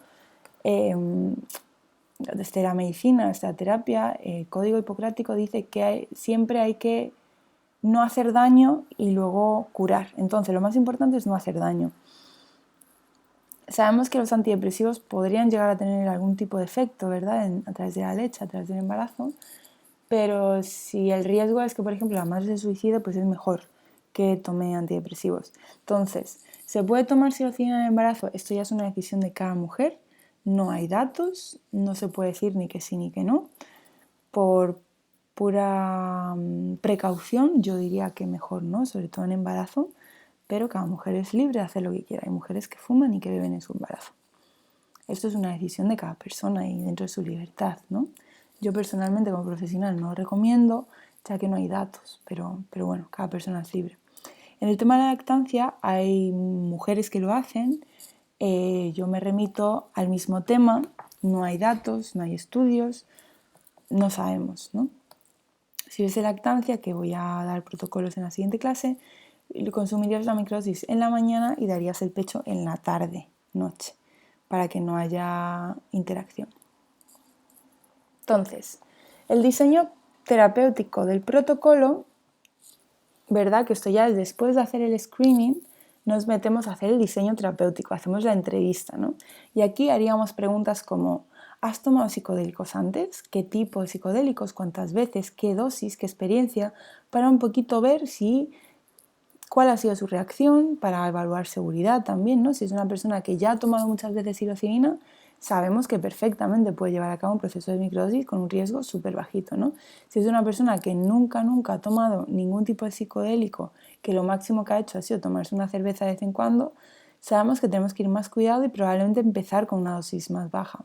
La persona que ya toma muchas veces psilocibina probablemente tenga esta tolerancia y está acostumbrada a estar en este estado, entonces iríamos a una dosis más alta. También podemos evaluar la experiencia, tuve una buena experiencia, una mala experiencia, eso nos va a dar muchas indicaciones de seguridad.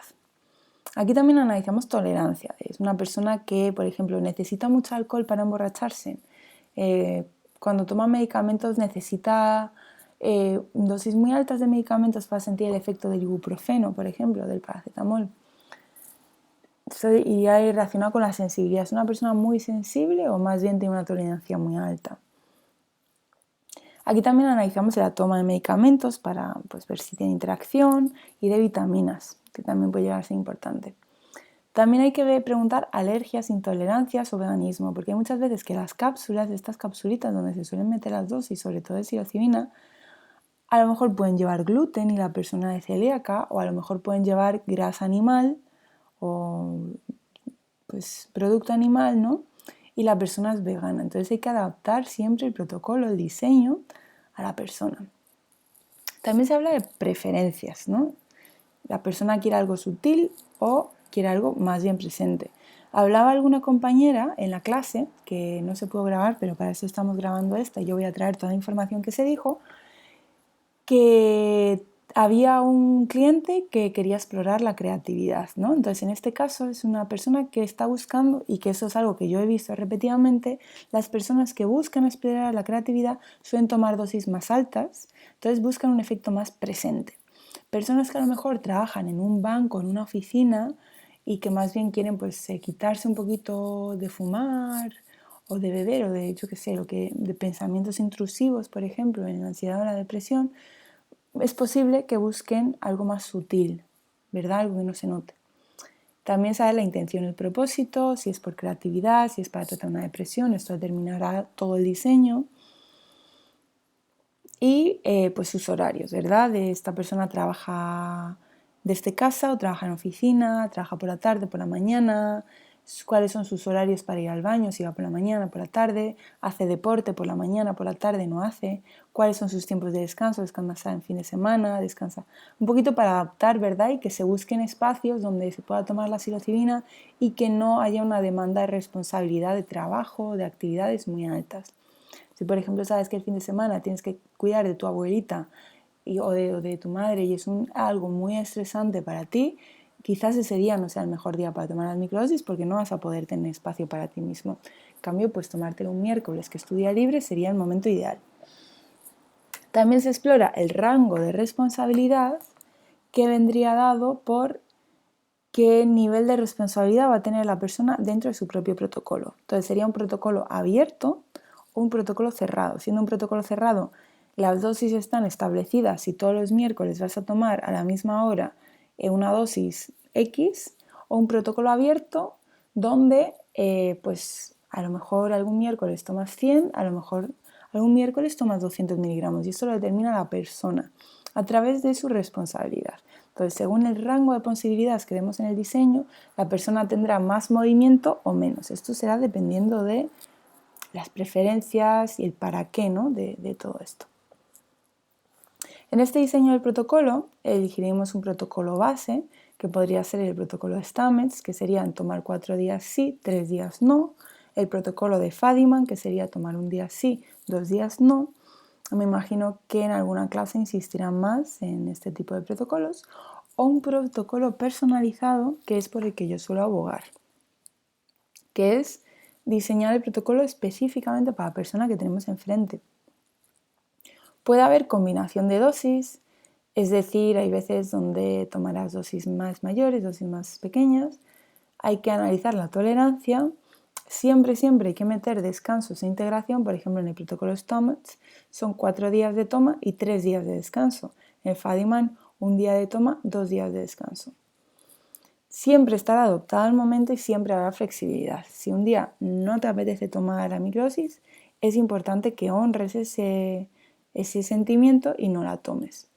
Estos son algunos de los ejemplos de trastornos de este uso clínico que se puede hacer en la toma de microdosis.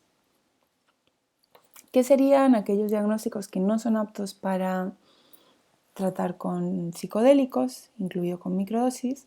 La psicosis, hemos dicho entropía muy alta, trastornos de personalidad, también entropía muy alta, epilepsia, pues un ecosistema cerebral muy delicadito, entonces quizás no meter más electricidad de la necesaria.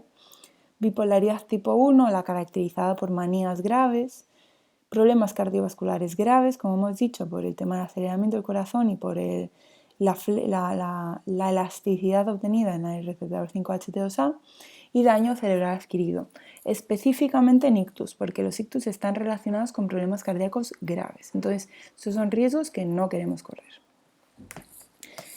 Trastornos aptos con precauciones sería, por ejemplo, Alzheimer y demencias.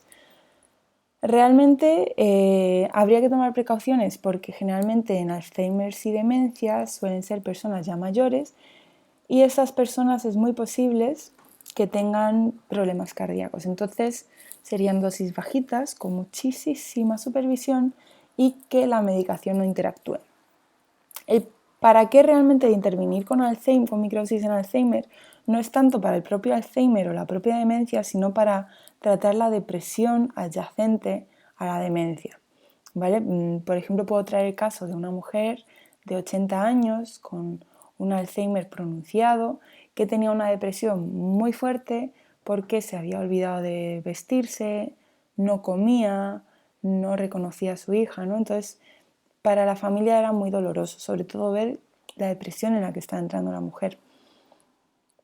Entonces, a través de un proceso de microdosis, que fueron dosis muy bajitas, porque ya era una persona mayor,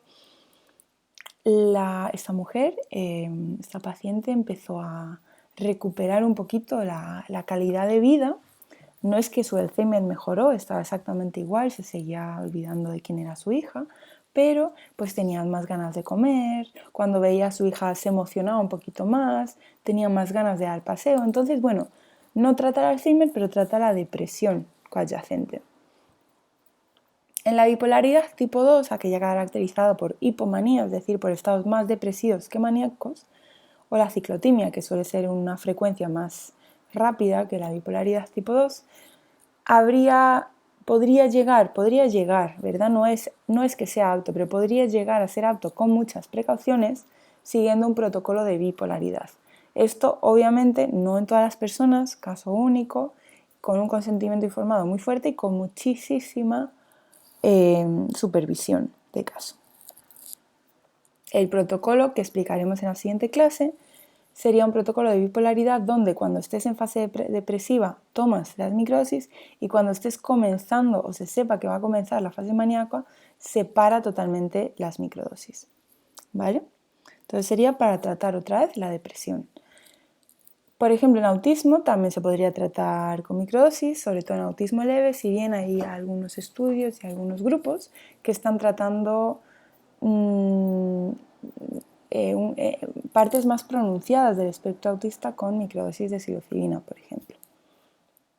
En migrañas también se puede tomar microdosis, e incluso en las cefaleas de racimo, si bien esto ya es un diagnóstico médico grave, hay estudios, no muchos, hay un par solo, y podría llegar a haber mejora, pero más en migrañas que en cefaleas de racimos por la gravedad de las cefaleas de racimo y serían con mucha supervisión médica también, ¿verdad? Y con control.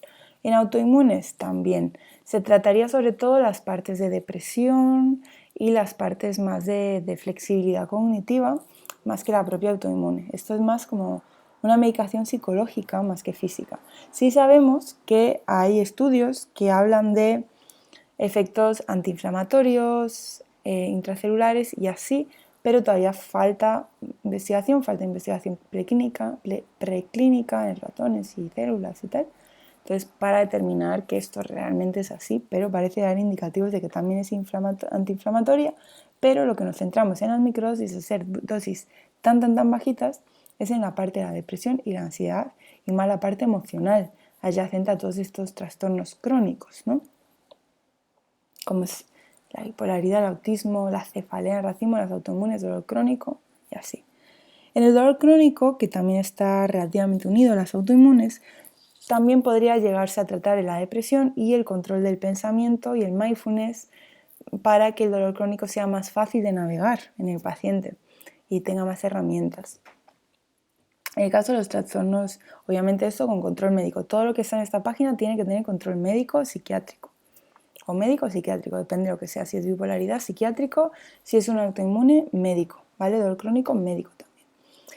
En trastornos disociativos podría llegar a tener eficacia, sin embargo tendría que tener una supervisión psiquiátrica muy alta.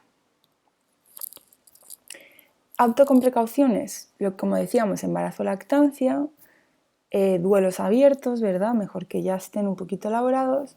En caso de autolesiones y suicidios, con precauciones, pues por la gravedad de las posibles consecuencias en estos casos, entonces tendría que haber una supervisión. Y en el tema de ansiedad generalizada, esto es un tema que no se comenta mucho, pero cuando la persona viene solo con ansiedad, es mejor que no consuma microdosis. Cuando viene con depresión y ansiedad, suelen ser ansiedades más relajadas, unificadas a creencias limitantes, entonces sí se puede tratar. Cuando es una ansiedad muy física, las psilocibina, LSD, los psicodélicos, te dan lo que se conoce como transient anxiety, es decir, te dan una ansiedad momentánea, entonces podría ser contraproducente e iatrogénica. ¿Para qué sí es apto las microdosis? ¿Para qué tipo de trastornos? Pues para el burnout. Esto recordaros también de el cerebro entrópico, ¿no? De cosas, trastornos rígidos versus trastornos demasiado caóticos, ¿no? Como la psicosis. Pues es apto para el burnout. De hecho, por ejemplo, para un burnout explicaríamos, y estos los tipos de protocolo los exploraremos en la próxima clase, un protocolo donde la persona esté tomando las microdosis en fin de semana para recordarle que use su tiempo libre, ¿verdad? Y nos enfocaríamos en poner límites y disfrutar, hacer actividades fuera de los horarios, ¿no? De trabajo. Para el dolor menstrual y síndrome de estrés premenstrual, también sería apto.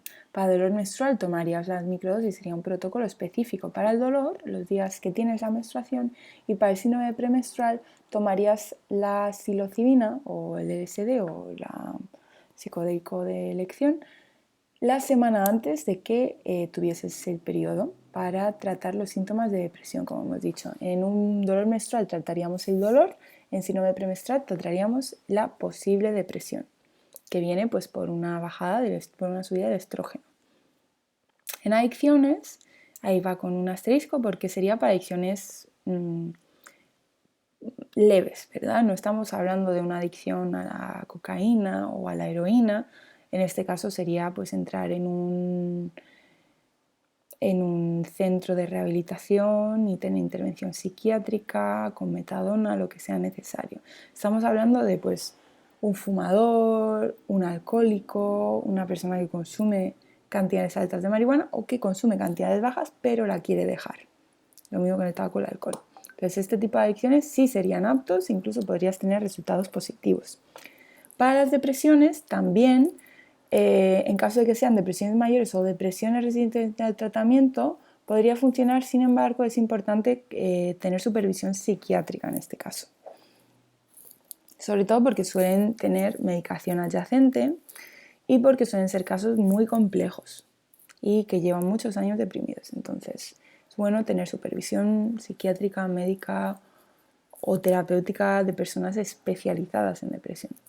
En el caso del trastorno obsesivo compulsivo, también, pues, si no es extremadamente grave, ya que en algunos TOCs tienen que intervenirse hasta con neurocirugía, de lo fuertes que son, no les sirve ni siquiera la medicación, entonces cuando son casos medios, leves, sí se pueden tratar con microdosis. Trastornos alimentarios, lo mismo, estamos hablando de adicción, depresión, TOC, TCAs, son trastornos neuróticos, como hemos dicho, ¿no?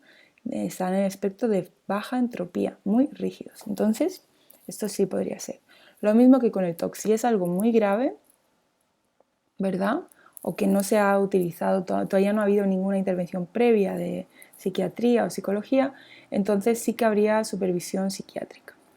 En trastornos de estrés postraumático, como hemos estado diciendo a través de la clase, debería estar estabilizado, ¿vale? Entonces, ya llegamos al final de la clase. ¿Cuáles serían los riesgos y beneficios de tomar microdosis?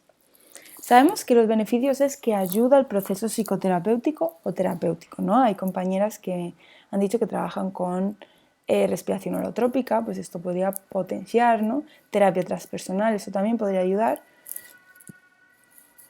Y sobre todo en el proceso psicoterapéutico, esto, como hemos dicho, pues es una oportunidad terapéutica, abre la ventana. También sabemos que hay un efecto placebo que en microdosis es bastante fuerte, que influye en la mejora. De hecho, cualquier antidepresivo, la mitad del efecto antidepresivo es un efecto placebo.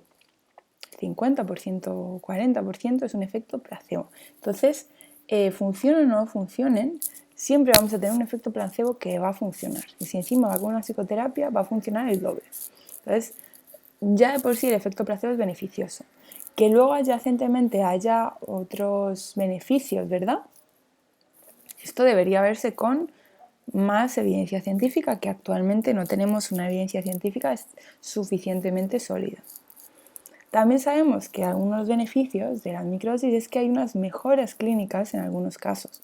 Entonces, podemos ver como una persona pues baja la puntuación en depresión o ya no tiene conductas compulsivas tan frecuentes o su adicción al alcohol pues ha bajado sustanciosamente, ¿no? Entonces sabemos que hay mejoras clínicas en la sintomatología en algunos casos. Estos son los beneficios. ¿Cuáles son los riesgos? Primariamente la posibilidad de riesgos cardíacos, como decíamos, el uso continuado hace que el receptor 5-HT2A sea demasiado elástico y podría haber riesgo cardíaco, incluso en personas sanas. También el tema de mezclar con medicamentos. Las compañías hablan de shock serotoninérgico. Como explicaré en la próxima clase, sí que hay maneras de combinar antidepresivos, algunos, con dosis bajitas de psilocibina para ir desescalando y pasar una persona que está tomando antidepresivos a pasar microdosis. Esto lo explicaremos en la próxima clase. El tema de la creación de tolerancia, cuando, por ejemplo, con el café, si yo todos los días durante 4 años me tomo un café por la mañana, al tiempo, al 4.º año, yo ya voy a necesitar 2 cafés. Si esto sigue, voy a necesitar 3 cafés, porque ya mi organismo ha creado tolerancia ante esa sustancia. También hay un riesgo de dependencia psicológica. Sabemos que son sustancias, sobre todo los psicodélicos serotoninérgicos, psilocibina, LSD, ¿no? No tanto en el caso del MDMA, porque sí que tiene un poquito de neurotoxicidad y una posibilidad de adicción, y la ketamina y esketamina sí tienen posibilidad de adicción y son un poquito más neurotóxicos. En el caso de los serotoninérgicos no son tóxicos, no son adictivos, ¿vale? Pero sí pueden crear una dependencia psicológica, que eso es lo que pasa, por ejemplo, en conductas de shopping, ¿no? De gente que compra ropa porque sí, ¿no? Porque es compulsivo, ¿no? O dependen de esa conducta, o en el juego, ¿no? Son dependencias psicológicas, son adicciones psicológicas. Entonces, esta dependencia psicológica podría verse en forma de solo tengo un buen día si consumo microdosis, entonces el valor de mi día o como yo vea el modelo de realidad del día que tengo enfrente es en función de si he o no consumido la microdosis. Otro riesgo es lo que hablamos del transient anxiety, la ansiedad que está como pues la primera hora y que puede llegar a dar pues ansiedad, te puede poner nerviosa, ¿no? Sobre todo si ya tenías ansiedad. Entonces, bueno, estos son los riesgos. Lo bueno es que es algo que se pasa, que está determinado el número de minutos, puede ser entre 20 a 1 hora. En el caso de las microdosis, 1 hora y media, 2 horas en el caso de la psilocibina, por ejemplo, pero luego desaparece. Y el mayor riesgo es que hay falta de evidencia científica para sostener estas mejoras clínicas en algunos casos que se dan. Por último, ¿qué tener en consideración a la hora de tratar casos clínicos? Lo primero es la jurisdicción y legalidad del lugar. Es decir, ¿estoy yo colegiada en este país en el que estoy dando un servicio clínico a la persona? Porque no es lo mismo dar un servicio de acompañamiento, ¿verdad? Que aquí lo pone, no es lo mismo acompañar o facilitar que dar psicoterapia. La psicoterapia ya viene con otras normas, tratas otro nivel de casos. Entonces, acompañar yo quizás lo puedo hacer solo con un seguro de coach, ¿verdad? Para protegerme a mí y proteger al paciente o al cliente, en este caso cliente. Y psicoterapia ya tienes que estar dentro de un sistema, te están haciendo supervisiones y así. Entonces, basarnos en la jurisdicción y la legalidad del lugar. En el caso de las microdosis, como muy bien preguntaba una compañera, ¿yo puedo dar la microdosis a la persona? Pues en este caso, por ejemplo, en España, voy a poner el caso, normalmente tú pedirías, o el cliente específicamente, pediría las microdosis a Holanda, donde ahí sí es legal comprar trufas. Y lo más importante es que como terapeuta no entreguemos la sustancia. Nosotros como terapeutas podemos hacer reducción de daños. Si una persona ha decidido tomar un psicodélico, yo puedo estar al lado suya para protegerle, proteger a la persona, ¿no? y reducir las posibilidades de que ocurra un riesgo. Pero yo no puedo facilitar la sustancia porque en muchos casos son sustancias alegales o ilegales, ¿vale? Entonces eso sería una sustancia que se conseguiría al cliente bajo su propio riesgo. Y pues a lo mejor, como decía una compañera que está ubicada en México, tener a alguien de confianza a quien puedes como derivar, pero que no sea la terapeuta, la facilitadora, la acompañante, la que da la sustancia. Solamente nos centramos en acompañar y hacer psicoterapia o terapia, el approach que tengamos. Otra cosa importante es la plataforma bajo la que se esté trabajando. Hay plataformas que solamente das acompañamiento, no puedes dar psicoterapia, ¿verdad? Porque son plataformas de acompañamiento y no de salud mental. Eso también hay que tenerlo en cuenta a la hora de hacer los protocolos. Y hay plataformas que ya te dan un protocolo base y simplemente lo tienes que implantar y dar seguimiento. Esto dependerá si tienes una práctica privada o tienes una práctica más inscrita dentro de una plataforma. Otra cosa súper importante a la hora de tratar casos clínicos es si eres o no profesional clínico. Quitemos por un instante el tema de las microdosis. Si yo soy una terapeuta, por ejemplo, yo con mi máster en terapia psicoexpresiva, si yo no fuese psicóloga ni neuropsicóloga, a mí me viene una persona con una adicción o con una depresión, ¿verdad? Yo no podría darle terapia a esta persona, ¿verdad? Porque yo no sería un profesional clínico. Como psicóloga y como neuropsicóloga clínica, yo sí puedo tratar a estas personas porque yo estoy habilitada, estoy inscrita en el colegio de psicólogos de la ciudad en la que estoy tratando a la persona, tengo un seguro para protegerme a mí, a la persona, tengo formación en este diagnóstico, sé perfectamente la medicación que está tomando, en fin. Si eres un profesional clínico, puedes tratar casos clínicos. Si no eres un profesional clínico, sería un intrusismo profesional. Incluso fuera de las microdosis, esto podría llegar a ser denunciable, ¿no? Entonces es simplemente tener cuidado. Si yo soy terapeuta, por ejemplo, psicoexpresiva, en mi caso, ¿no? Si no fuese psicóloga, y me llega una persona con una depresión, yo lo que podría hacer en este caso es derivarle a un psicólogo experto en depresiones y paralelamente hacerle un acompañamiento de microdosis. Pero yo no podría estar tratando su depresión porque no sería clínica, ¿vale? Aquí viene entonces la importancia de derivar casos y trabajar con grupos multidisciplinares. Si yo, por ejemplo, yo como psicóloga, ¿no? Tengo una persona con una bipolaridad, yo como psicóloga puedo tratar algunos aspectos de la bipolaridad, pero sería súper importante que yo este caso lo estuviese revisando con un psiquiatra, ¿verdad? Porque un psiquiatra especialista en bipolaridades, para estar seguros de que no vamos a hacer una iatrogenia, no vamos a causar un daño peor a la persona, ¿vale? Si yo no puedo con este caso, porque imagínate una adicción a la cocaína y yo no soy experta en adicciones, es importante que yo derive el caso, ¿vale? Y se lo dé a una persona que esté especializada. Va a haber muchos clientes, ¿vale? Va a haber muchos pacientes, esto es un tema que está muy de moda, hay mucha gente interesada, con que hagas un poquito de publicidad ya el boca a boca, si se hace un buen trabajo, va a atraerte más personas. Entonces, mi recomendación como profesionales de salud mental, ¿verdad? Como facilitadores, como psicoterapeutas, como terapeutas, es importante tomar casos en los que una como profesional está segura, ¿verdad? Y sí puedes ayudar, ¿verdad? No tomar casos que se te salgan de las manos.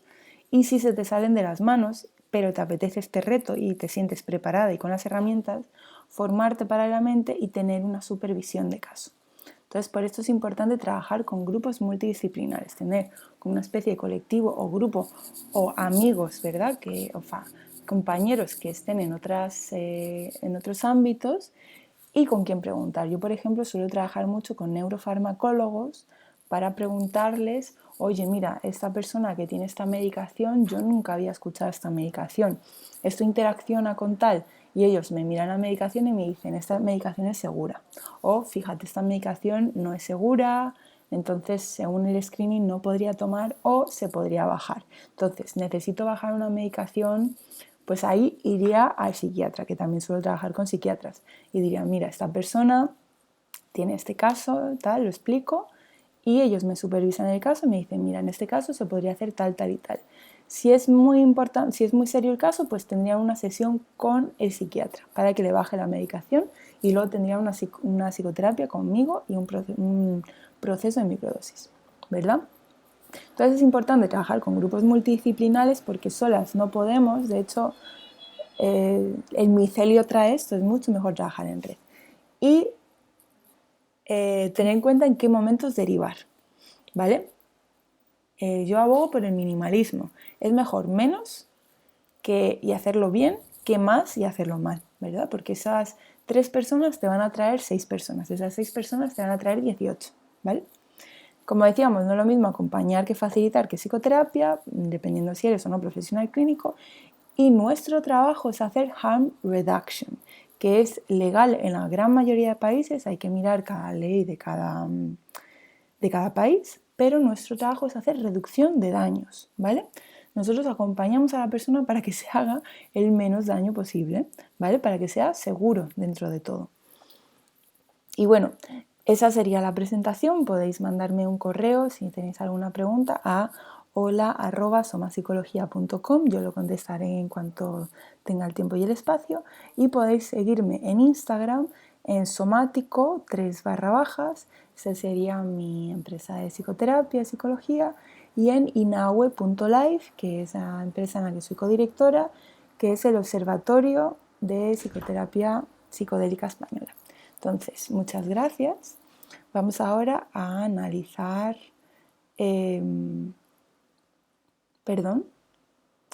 a ver un ejemplo de un protocolo que creé el otro día, por ejemplo. Entonces, en este caso, es un protocolo de 6 semanas de microdosis de psilocibina enfocado, este paciente R necesita enfocar su tratamiento a la búsqueda de descanso y al cultivo del ello, del placer, ¿verdad? Porque es una persona que está burnout y con anedonia. Entonces nosotros estamos buscando en su proceso, en su psicoterapia, que esto obviamente se ha encontrado a través de un proceso terapéutico, que lo que quiere, lo que sería positivo para su sistema, para su persona, es fomentar el placer, ¿vale? Entonces, por eso está enfocado a esto. Recordar que siempre, siempre está la posibilidad de modificar el protocolo a la necesidad de la persona, respetando límites físicos y emocionales de cada momento. Esto sería entonces un protocolo flexible y abierto bajo la responsabilidad del individuo, del paciente. Aquí explica un poquito la forma de toma. En este caso él hace deporte por la mañana, entonces digo antes de hacer deporte, y se suele tomar un café por la mañana antes de hacer deporte, entonces en ayunas. Es importante que sea por la mañana y en ayunas. Efectos de las microdosis, que aquí lo podéis leer. Cómo guardar en el congelador y no dejar al sol directo, y este sería el protocolo. En este caso esta persona teletrabaja el miércoles, esta persona trabaja en un banco, entonces es un trabajo muy demandante.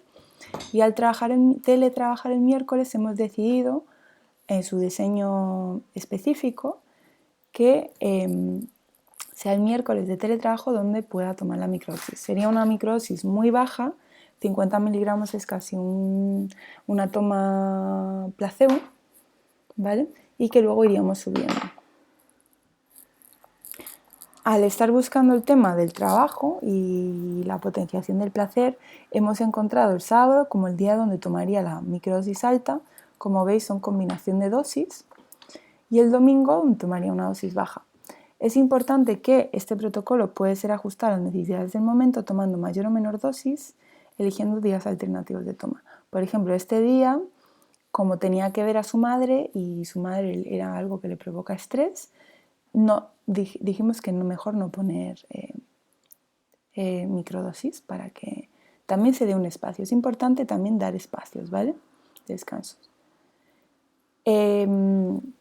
A la hora, por ejemplo, esta persona, este protocolo de microdosis, esta persona en octubre había tomado una macrodosis, concretamente una mezcla de MDMA y psilocibina para tratar su temática. Y en octubre estaría empezando, a partir del 15, estaría empezando una macrodosis también. Entonces es un proceso de microdosis introducido dentro de un protocolo de macro. Entonces, para que veáis la diversidad de protocolos que se puedan crear. A la hora de obtener aquí estamos, perdón. A la hora de obtener el material, esta persona obtuvo su material independientemente a través de una persona de confianza. Yo le hice este esquema de qué dosis y qué cantidad necesitaban. Por ejemplo, aquí veis que realmente en el protocolo solo hay 2 dosis de 50, pero yo le he pedido 4. ¿Por qué? Pues porque si acaso algún día hay mucha carga de trabajo y necesita tomar otra, para que él tenga flexibilidad. Lo mismo con las cápsulas de 20, realmente solamente hay 1, 2, 3, 4, 5, con posibilidad de 6, pero yo le he puesto 8 por si acaso algún domingo quiere tomarse una de 200, ¿vale? Y este sería el protocolo. Este sería un protocolo, ejemplo de protocolo adaptado a la persona. Y eso sería todo. Muchísimas gracias por la atención y cualquier pregunta podéis mandarme un correo a hola@somapsicología.com y nos vemos en la siguiente clase. Muchas gracias.